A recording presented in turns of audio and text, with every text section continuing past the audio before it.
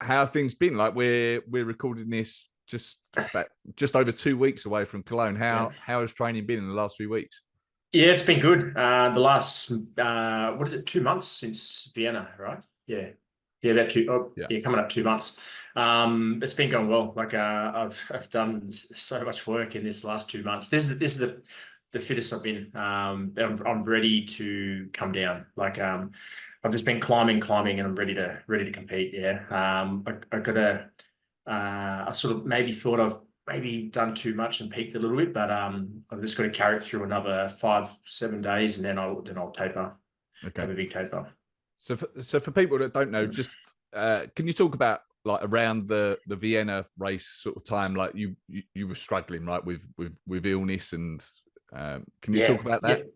yeah. So it was start of January. I went to Scotland to do a talk. So I want to get into public speaking and do these type of things at events. And I went over there and I did Stockholm. So I had 4 big weeks. I had 4 big weeks of more training to go, and I was a little bit run down. I trained over there as well, and on the flight back, so what's that, like middle of winter, everyone was coughing and sneezing, and it was no one was wearing masks as well. And that flight back the next day, I come down with something, and I haven't been sick like that since I can remember. I'm sure it was definitely. I did some tests. It was influenza, but I suspect it probably could have been COVID. It knocked me around for about 3 weeks, 3, 4 weeks. Yeah, and I was holding on to the hope that I'd be able to compete in Vienna, and I spoke to a few people, and they're like, "Nah, this will taper you really well." Like, but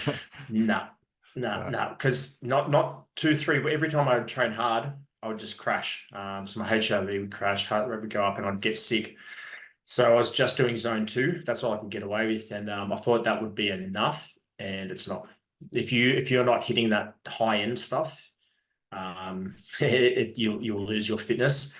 And essentially, what it did was when I come back to training hard, my heart rate, I got a new high heart rate. It was like just under 200. And Wow. I retested a session I did just before I got sick. I redid it, and it was about 12 points higher the same session. So that's how much it affected me, the sickness and losing fitness. So the last 2 months, I've got it all back, and plus some. It's just Okay. it's crazy how quickly you can lose that Yeah, fitness. yeah, yeah.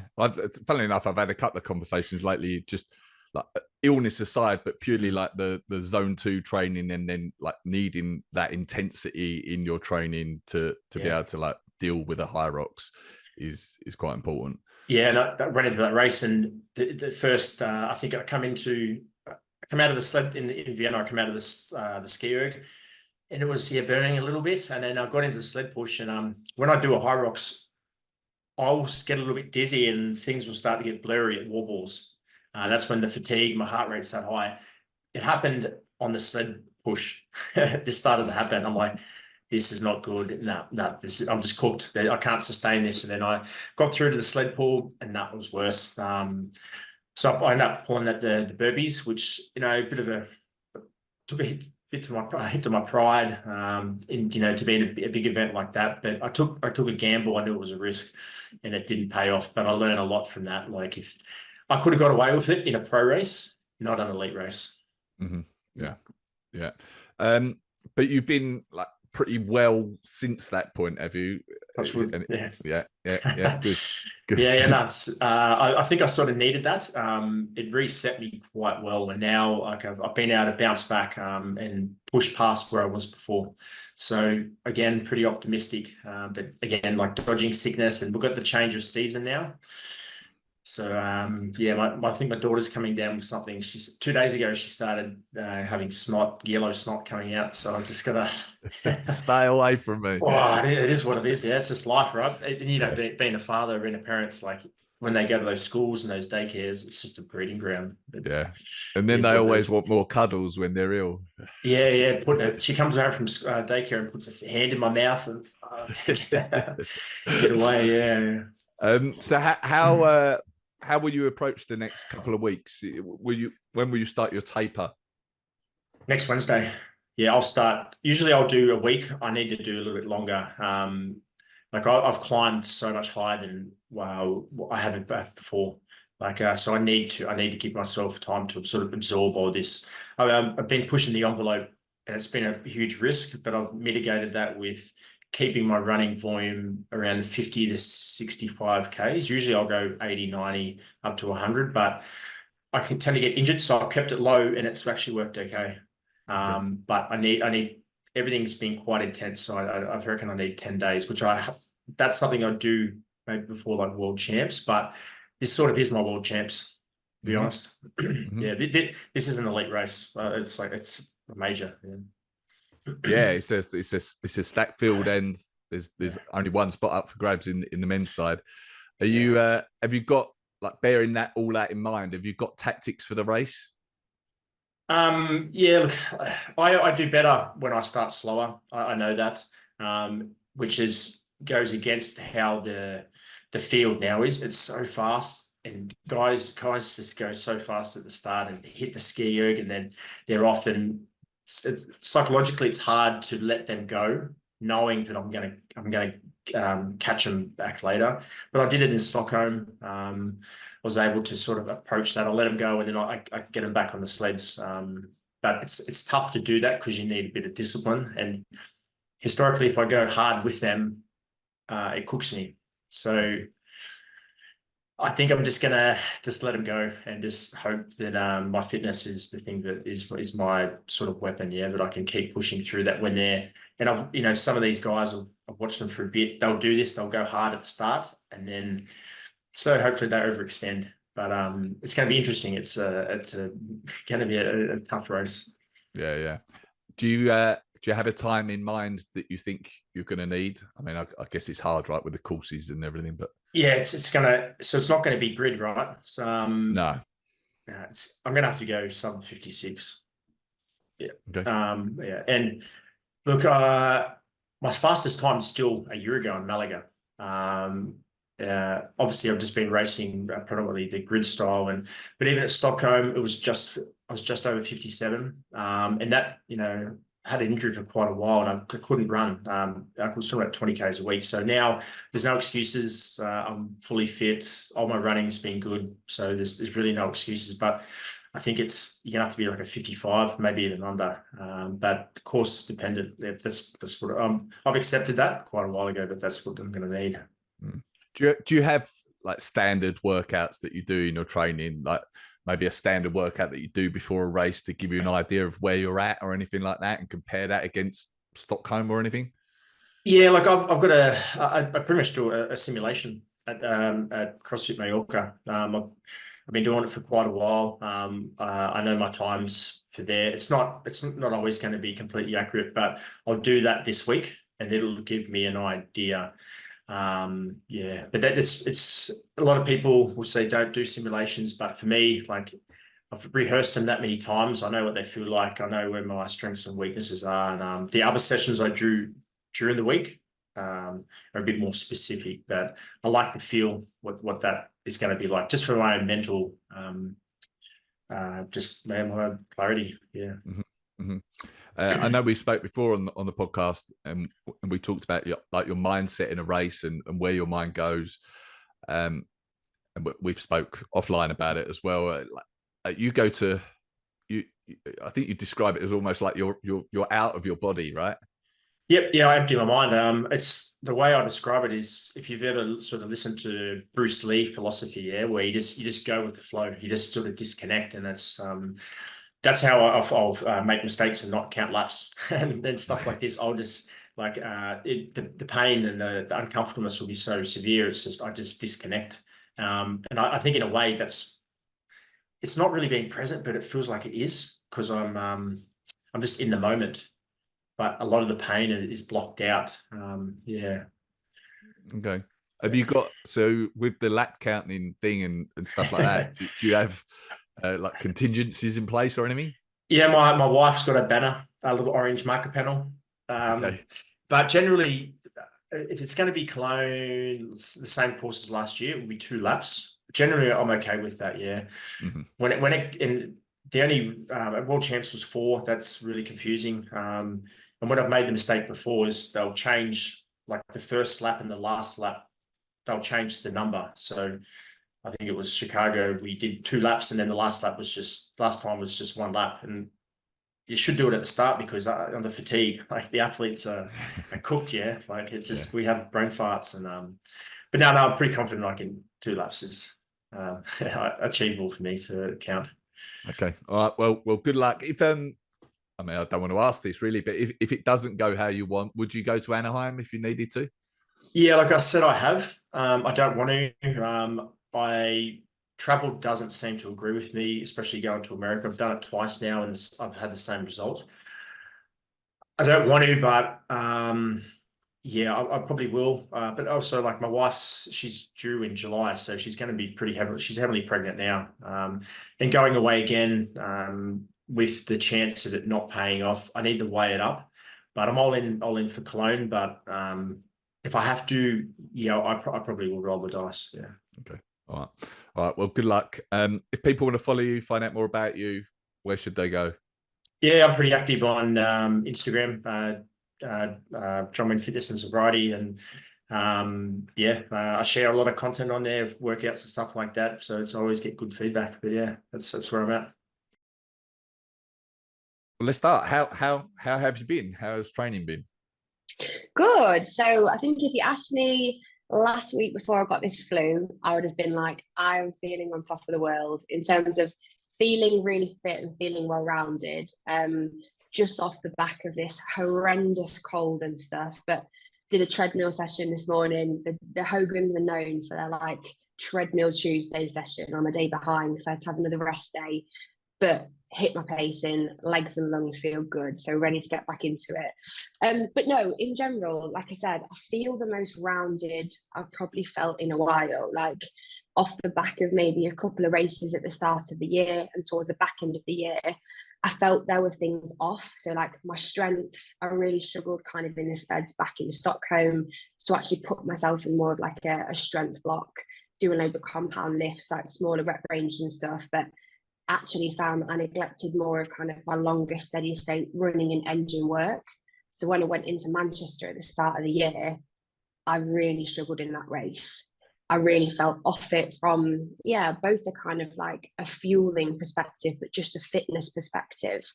So kind of had a bit of a reset maybe at the start of the year, like moved over to both Tom and Dina as coaches.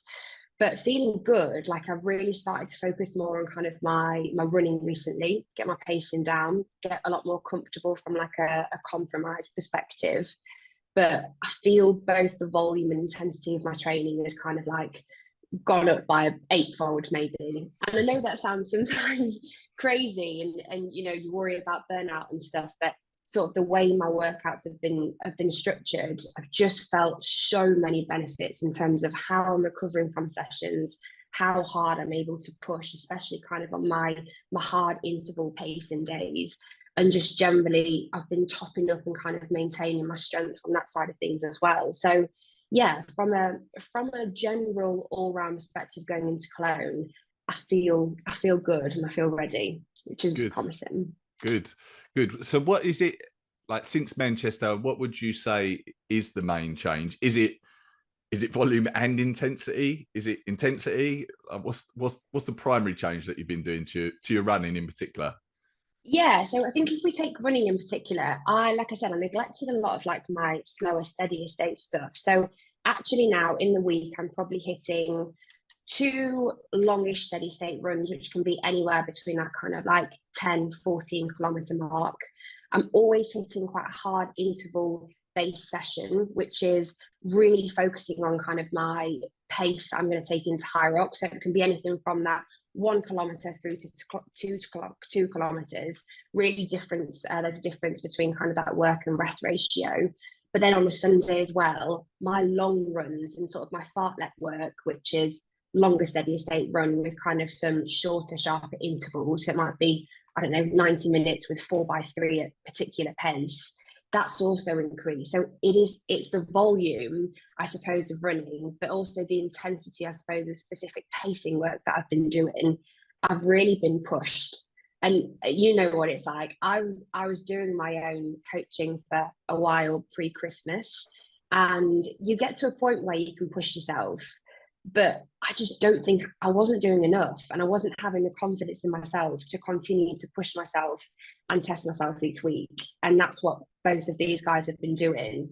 And I've seen masses of progress because I've probably had that confidence in, they've had the confidence in me, but I've had the confidence in myself to push it as well. Good. What's the so we're just over 2 weeks out from Cologne. What do you know what the next 2 weeks is going to look like? Is it another hard week and then a taper, or yeah, you bang on. Yeah, so for me, another hard week next week, and then obviously taper in terms of volume will come down and tend to still stay there. Like, from a mental capacity perspective, I do really enjoy kind of having a couple of days of hard work in that race week, especially like the Monday and Tuesday. Again, volume will come right down. And then it'll just be sharpening the iron on things like technique, just getting a feel for everything, not doing too much, getting the itch, but then not scratching it, ready to go into Cologne. But next week, Tom always calls it Hell Week. I've probably been in Hell Week for the past couple of weeks. So it's another Hell Week next week. Hell month? Yeah, it is Hell month. Yeah. Do you get nervous before a big race? Yeah, I would love to sit here and say that I don't. Look, Cologne is massive, and the reason it's so big, like, I've raced and know so many of the girls on a personal level as well, and there are so many people that deserve a spot on the Elite 15 in Nice in the World Champs. So it's going to be big, and I am very nervous, but I'm more excited. I think actually doing the recent doubles in Glasgow with Kate, I took a different sort of approach to that race in terms of, wasn't so regimented in eating at exact time, going to bed at an exact time. And actually, I think although I know I shared the work, so it felt easier on the day, actually it sort of reminded me that, I need to be a bit more flexible and relax myself as much as I can going into the race, because it then plays out in a much more positive way when I'm in the race. I feel much more in a flow. So whilst I am nervous, I feel like I'm nervous I'm going to use it in the right way. Like, I am actually more excited to get out there and kind of just show all the graft and the work that I've probably been putting in since the back end of Vienna. Okay. What about tactics? Because this is very much a race and you need to be top 3, right? To qualify. Are there tactics that you're going to employ? Yeah, I guess. I mean, I can't give too much away. I'm joking. For me, in all honesty, the back end of my race is always the strongest, and I need to remember that. Like, there are stations that aren't probably my strengths in terms of, the ski, for example, is one of the stations that I least look forward to, and I think I've just got to be considerate and careful around kind of the first 3 stations and the runs, to not go out too hot, because I need to have that confidence in myself that no matter what, I know that from after that row, I can pull out, some really good stations and a good performance kind of going into that back end of the race. So whilst I need to make sure that I need to be in a mix and the lead obviously doesn't get away from me, actually I need to relax as possible in that first part of the race, because you know what it's like. Whilst there's nothing worse than you're on the ski and you see 3-4 people leaving and running out, actually that can do you a lot of harm, because then you're in panic mode and you think you've got still most of the race left. So yeah, it's just about backing myself and understanding really when I need to push and then when I need to relax. That does take confidence in yourself, though, doesn't it? To see other people go out. And I mean, to be fair, like, without Megan and Lauren there, who do go out very hot, it can be a different race. But like, we see that the eventual winner in a lot of the majors has taken the lead like very early on. Yeah. So there is an element of confidence needed in how you perform in the back half, right? Yeah, I know, definitely. And I'm like one of these, like, I do enjoy chasing rather than leading. I've always felt that, like, I love how the likes of Lauren, Meg, Linda, they will go out and they will charge and they're happy to lead. But yeah, for me, I find the confidence in sort of staying there and can see them in my sights, and then obviously going at a point when I know I've got the confidence to make it last. Who do you think your main competitors are? Oh, this is a really, do you know what, Greg? It's so difficult to even answer that question because there are just so many unbelievable women. Every woman that I've raced alongside in the majors, you know, there are loads, and I'm not going to pick out names. Yeah. But yeah, all of the ones I've raced alongside in the majors, there are some girls that have had brilliant pro races, and we are literally within kind of around the 20-second to 40-second mark of each other. On, you know, in Cologne, it can be anyone's race. Good answer. I often talk with people about their mindset, where their mind goes in the race. We've not spoken about that before. Where will yours go? Oh, it's a good question. In all honesty, I just try to, and I know it's been spoken about on your podcast a lot, I just try to chunk the race up. Mm-hmm. You know, I try to take each station as it comes and not kind of think of the mountain that I've got ahead of me. I don't really have a place that I go as such that I try and, you know, switch off to. But what I do often say to myself, and I know Beck Mason said this before in podcast, but I do this because I love it.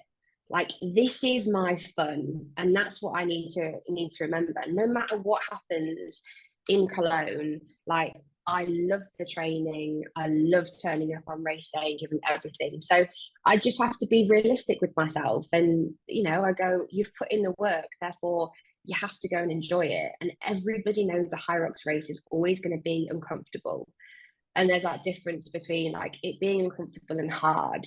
It's not hard, it's just uncomfortable for a short period of time. And then you get over that finish line, you take a few breaths and you stand up and you think, oh, like another one done. So it's just a realistic reminder of it doesn't last forever. Yeah. And it can be a mistake to kid yourself otherwise that it's going to be fine. And then you go to it. It's not fine. Exactly. It's not all flowers and roses, is it? No. All right. Well, good luck. If it doesn't go as you want, would you go to Anaheim if you need to? Yeah. I will go to Anaheim. I mean, look, I am confident in myself. I really do want to qualify in Cologne, but yeah, if I need to make the trip, then obviously I will do. Not ideal with the whole jet lag and the traveling and stuff like that, but yeah, for me, kind of an amazing bookend of the season would to be on that start line. You need 15, so happy to do what needs to be done to get there. But hoping we can box it off early so that I can do some fun races before. Definitely. Have you got any plans for any more doubles? Like, I know you've done the doubles with Kate in Glasgow. You got any more plans for that? Do you know what? I'm just waiting in to see how Cologne goes. Definitely, there are a few races that I've probably got my eye on that I'd love to do. I'd like to do Berlin potentially, and then Kate and I have had a chat that we might do another one together. But yeah, just sort of seeing kind of what it looks like after Cologne and what I can fit in before Worlds. Okay. All right. Well, good luck. If people want to follow you, find out more about you, your coaching, everything, where should they go? Yeah, of course. So you can find me at Coached by Zara on Instagram. Okay. How have things been training wise? Are you feeling good? Yeah, I'm definitely feeling good. At the end of 2023, I did quite some races, and after that I took a little bit of rest. And then when I wanted to start again, I got a little bit ill, so that then is a little bit frustrating. But after that, I started training again, and it all went really well. And especially like a few weeks ago, I went to Spain for 2 weeks, which was I said to my work I go there for holiday, but it was actually more like a training camp. And I made a lot of training hours there. So especially after that camp, I feel really good. Yeah. Okay. Tell me about the training camp. Was it? So you were training like you were getting more hours in because you didn't have to work and everything like that. Is that? Yeah. I did a little bit of work, but that was just work. Behind the laptop and a few hours each day. But the focus lied most of the time, of course, on training. And I also took my road bike with me. So I went to, it's called Altea. It's quite near Benidorm and Kalpe, Denia. And a lot of cyclists are there in the winter months. So the roads are really good. And yeah, the weather is really good. So I did a lot of cycling, but also, of course, a lot of running. And also like at a CrossFit gym nearby, I also went quite often. So yeah, and especially the focus on the training camp lied most of the time on like building the biggest aerobic volume that I ever did before. So like running 70K each week, and I never did that before, but my body reacted good on it. So that was really nice. Yeah. Nice. I was going to say you've got a triathlon background, haven't you? And you do quite high volume training anyway, don't you? Yeah, because like you said, I have a triathlon background, and in triathlon you notice like, when you go running after a while, your legs get sore, but then are sore. But then you notice like, but a cycling session, even like 2 or 3 hours are fine. And like even after that, when your legs are totally smashed, then even you can go to the pool and do a swimming session. So triathletes are quite used to making a lot of training hours. And the focus for me lies now entirely on HYROX, but I still use cycling and swimming to ramp up the volume a little bit more, and also just because I like those sessions a lot. How much are you doing cycling wise? How many kilometers a week are you doing that? Yeah, when I'm at home now, I think like 6 hours a week, which comes down to like just under 200 kilometers. And with swimming, that's not that much now. So that's like maybe 2 hours, 1 or 2 sessions each week. So around that. Yep. Is that mainly zone 2 work? Yeah. Actually, all like swimming and cycling is all zone 2 work. I don't want to spill my energy in high interval work with those kind of training modes, because they're not specific to HYROX, and because with HYROX you already have so much disciplines. I want to spend my energy especially in the high intensity zones on those exercises, and I just use the swimming and the cycling as additives. Yeah. Right. So we're I think it's just over 2 weeks away from Cologne, which presumably is like an A race for you. It's one that you've been targeting. It. What will the next 2 weeks look like? Are you quite high intensity at the moment, and then you'll taper it down a week before? Yeah. So when I came back from Spain, I took first a little bit of rest, and then I came back on Monday, and then that Saturday I had 2 doubles on one day in Karlsruhe in Germany, and that was also to see like how is my body reacting from 2 races, but also how does the specific HYROX exercises feel after that training camp. So then I could use that information a little bit to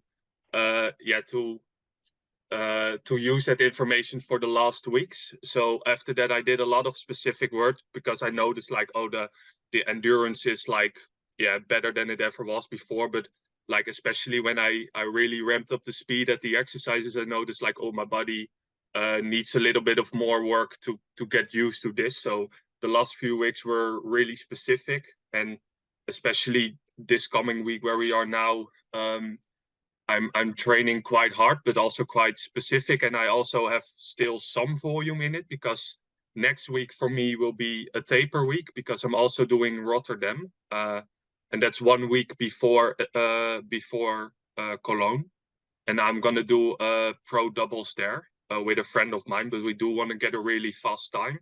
So this week is still training hard, but very specific, and next week will be tapering and going to Rotterdam, and then after Rotterdam it will be take a little bit of rest, and then when I have the energy, then on Tuesday and Wednesday I will try to do 2 good sessions, high intensity sessions, and then also resting for Cologne. Yeah.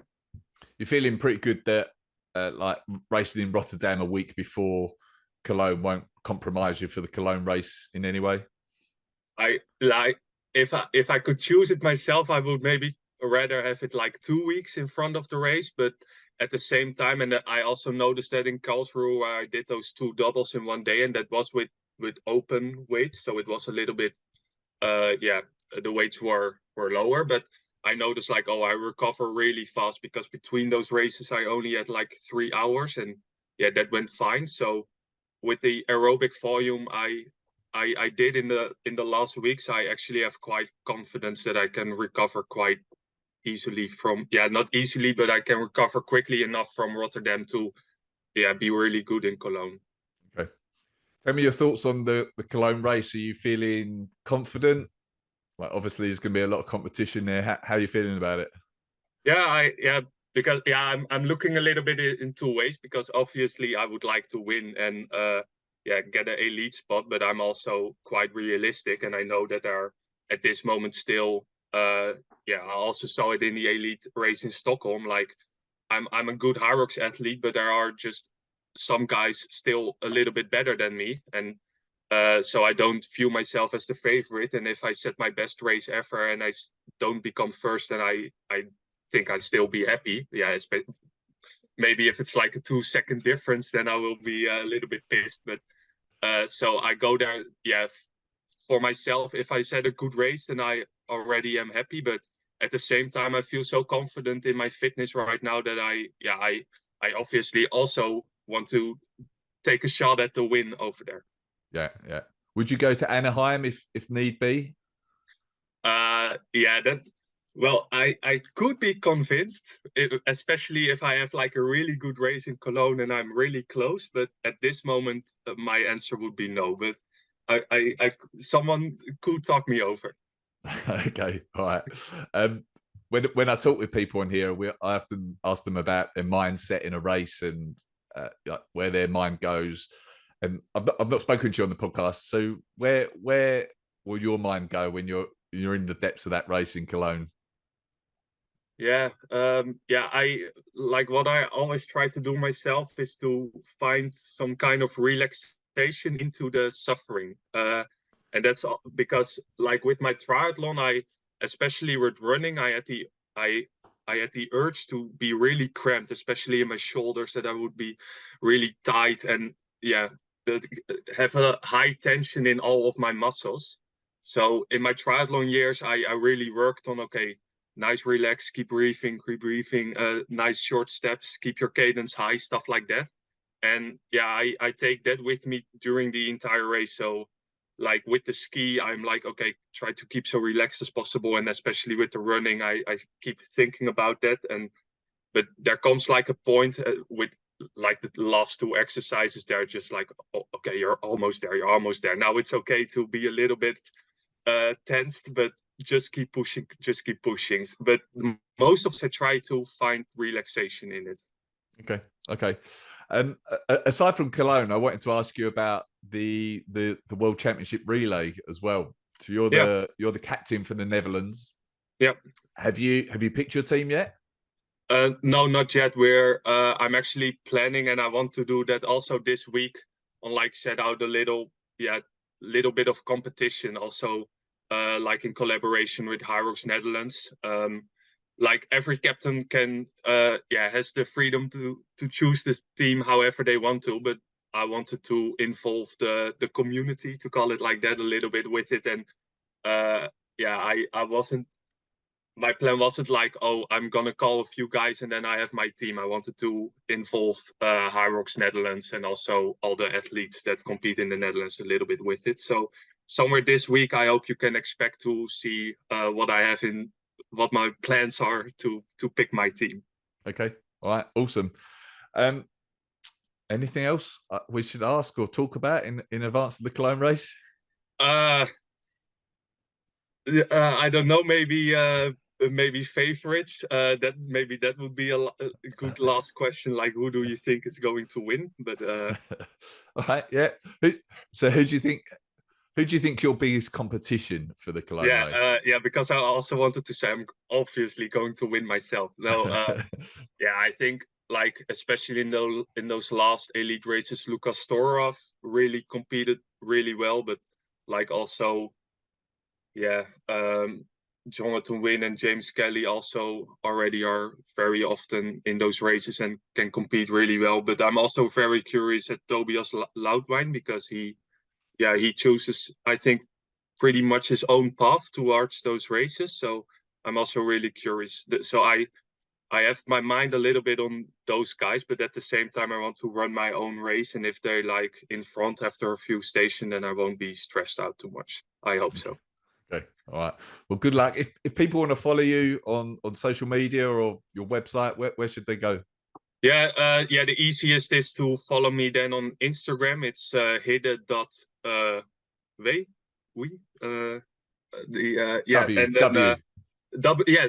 I forgot for a moment. Yeah, and there's also a link to my website over there. But Instagram, I try to react to all the. Yeah, it's not that I'm famous or anything, but I try to react to most of the questions I get. So yeah. Okay.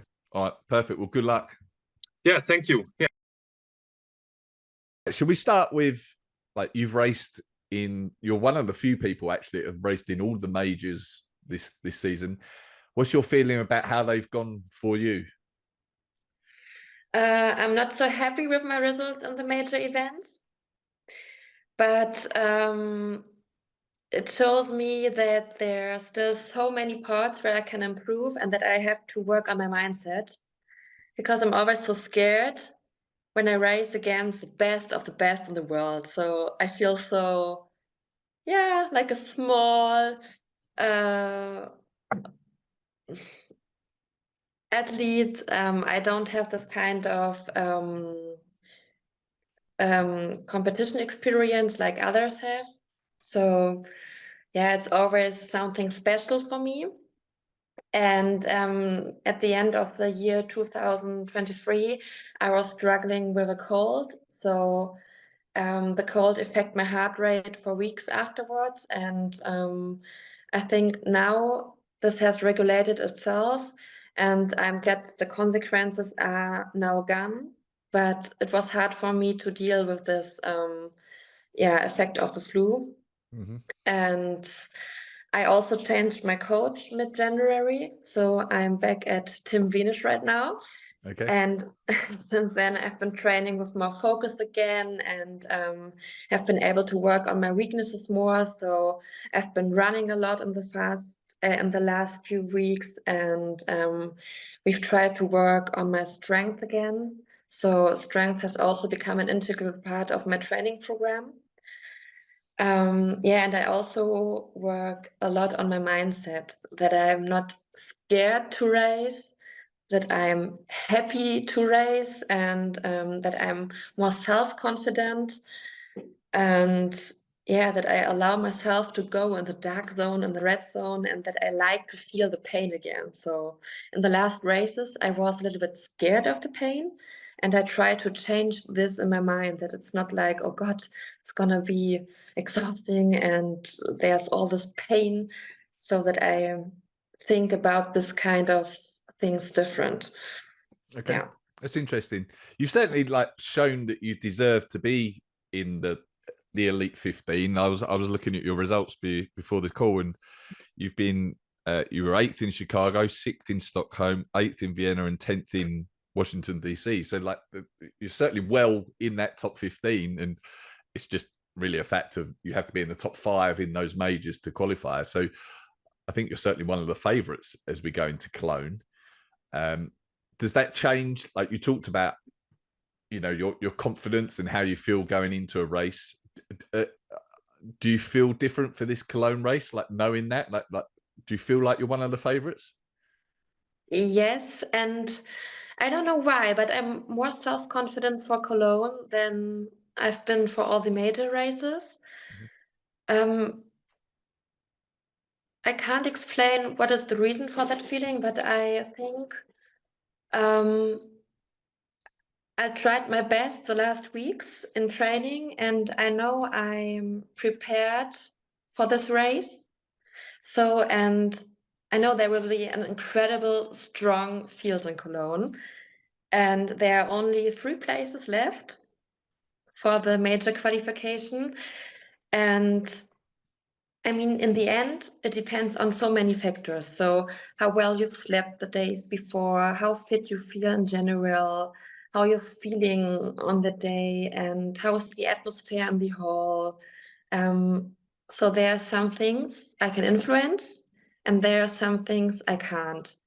And in any case, I will do everything I can do on this day and yeah, make the most of the factors I can influence. And maybe it works for me or not, but I think it's okay for me when I'm not in the top 3 on this day, because I know there are so many more races to come. And it's not about this one season. So maybe the next season will be my season. So I try to feel not so stressed about the race, to be more cool and to chill. So just enjoy it. It's a big chance for me, but it's not the only chance I have in my life for HYROX. Yeah, yeah. Will you? You're a very good runner, and is it fair to say that you're typically very strong in the back half of the race? So, like, will that influence how you approach the race?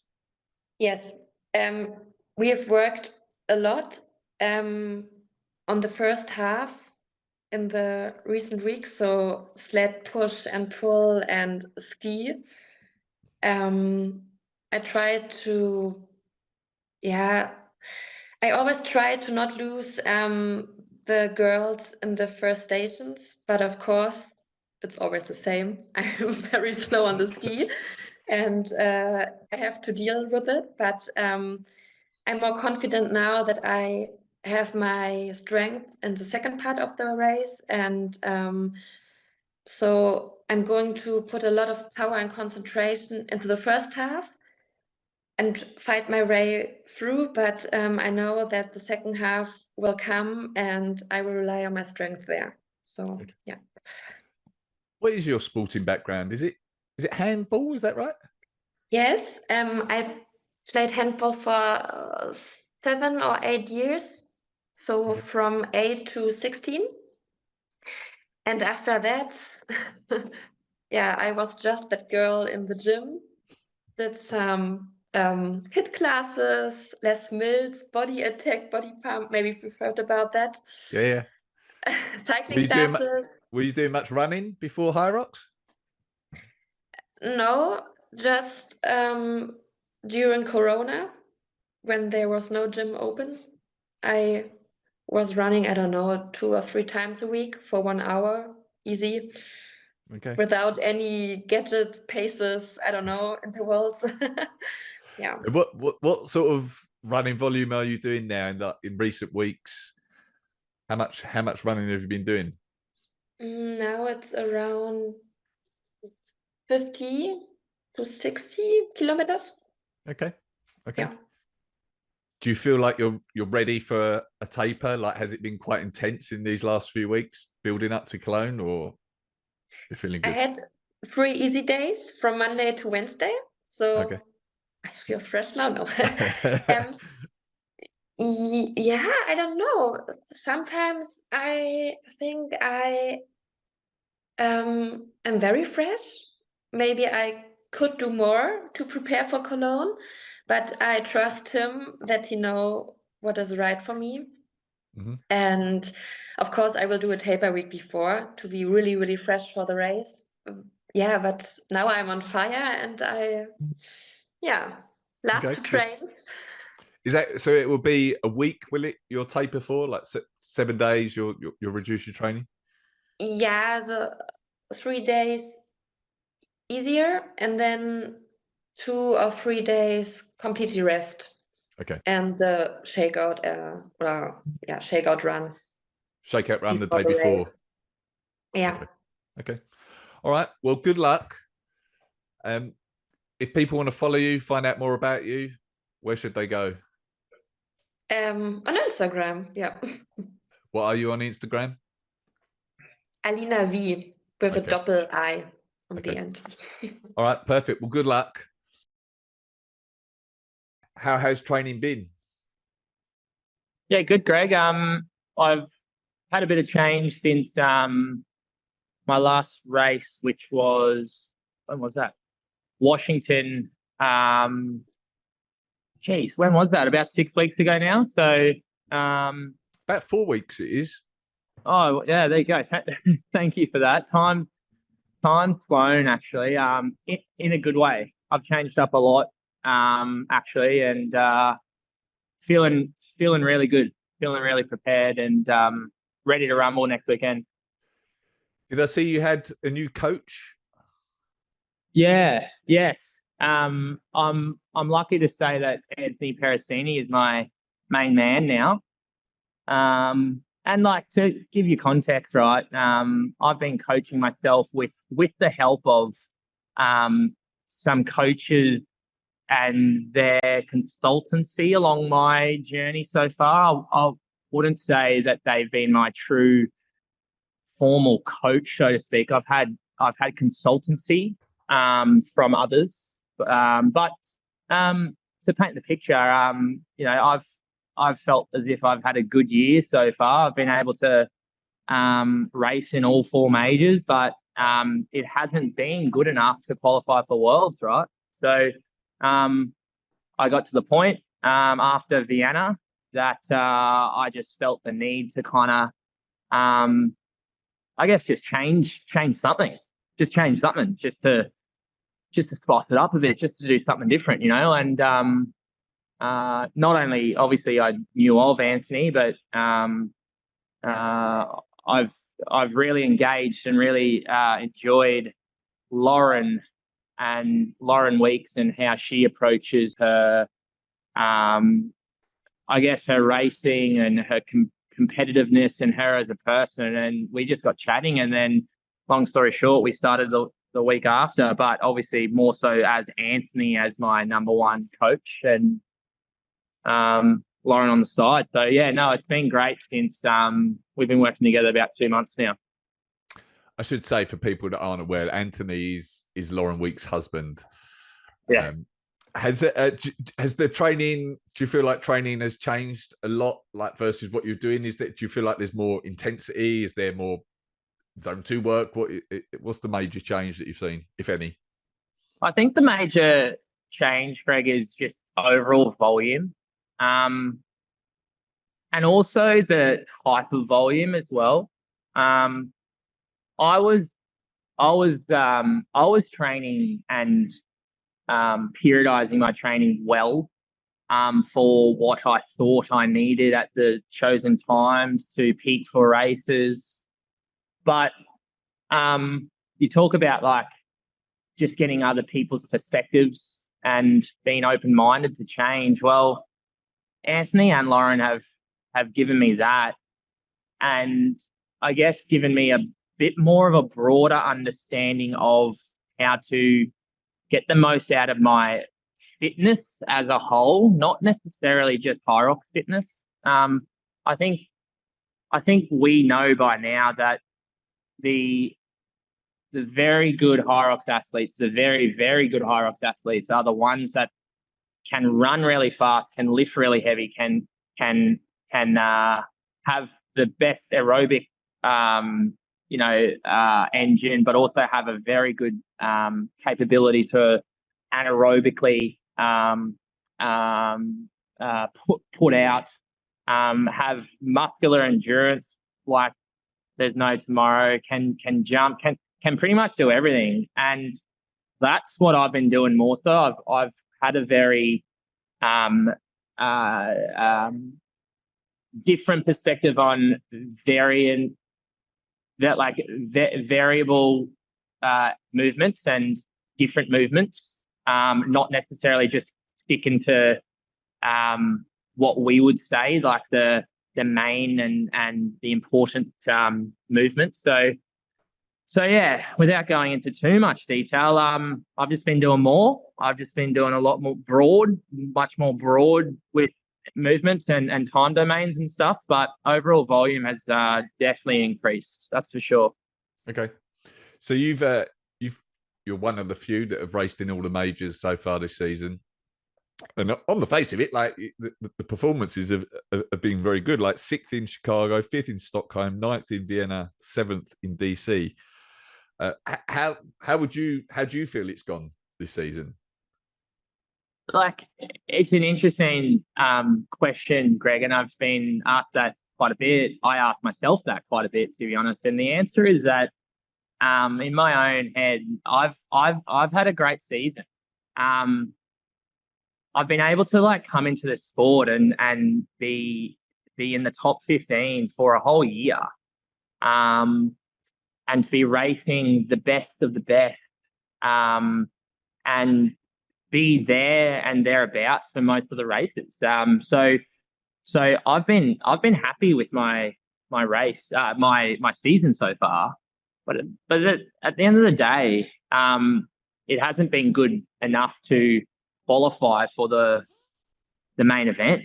And it's interesting, Greg, like I talk about this with my athletes, like I don't see the World Championship as like the be all and end all either.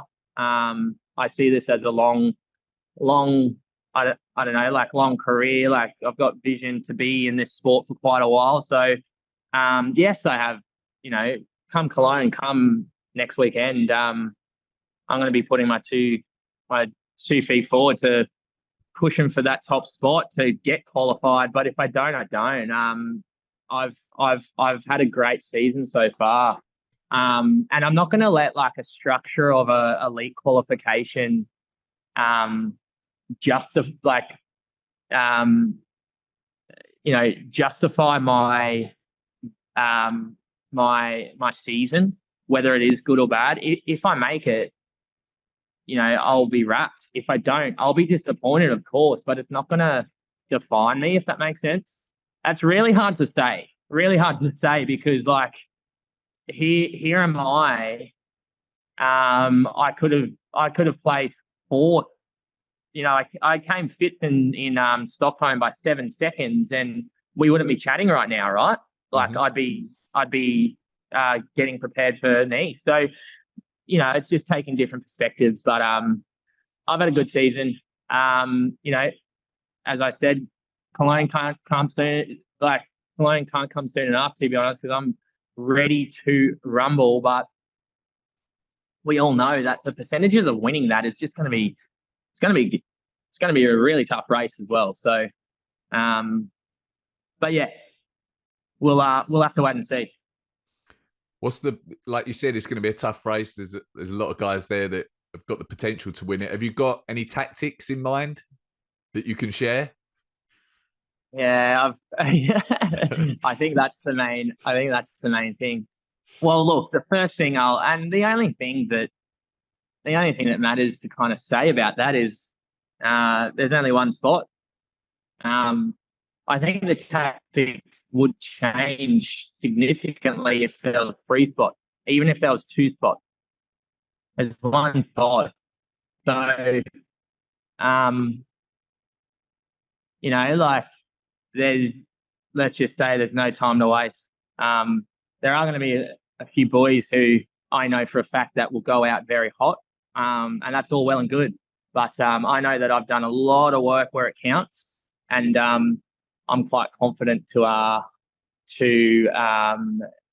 be able to run my own race, so that come the back end of the race, I'll be in the best position to take it out. But like without going into detail, but like the likes of Lucas Storath and Jon Wynn, and those are the first 2, and then Tobias, who came bloody 3rd in the world last year. Like, it's just going to be an amazing kind of race to be a part of, and whatever happens will happen. And as I just said, the tactic of it is, well, there's only 1 spot, so you pretty much have to put yourself in the contention pretty early, and then ride the wave. Yeah. Aside from Cologne, I just want to ask you about, you're the Australia team captain for the mixed relay at the World Championships as well. Have you picked your team yet? Yeah, no, I have not. I'm working closely with Matt Locke from HYROX Australia, going through some details about that at the moment. It's a very hard role, to be completely honest, because we do have a lot of athletes to choose from. And it's also hard because, you know, the viewers or the listeners who don't know, we can choose anyone and everyone that's Australian born, not necessarily a HYROX athlete. So at the end of the day, there's some potential, there's some reasoning to go, well, do we go outside HYROX and go for someone or a couple of people who have the potential to perform very well at a mixed relay, or do we just keep them, or do we just keep the athletes that we have already? But to answer your question, we've got a short list, and just trying to finalize that a little bit more. And to be honest, it's a tricky situation, Greg, and I'm sure the other captains are feeling the same. Inundated with DMs from Australians telling you how quick they are, I'm sure. You have no idea. Yeah. All right. Well, good luck. Good luck for Cologne. You certainly deserve to be in that elite 15 based on your performances so far this season. So, yeah, good luck for the race. If people want to follow you, find out more about you, where should they go? Just jk.hybridcoaching on Instagram, jk.hybridcoaching. Okay. All right. Nice one. Thank you. Thanks, Greg. Appreciate it.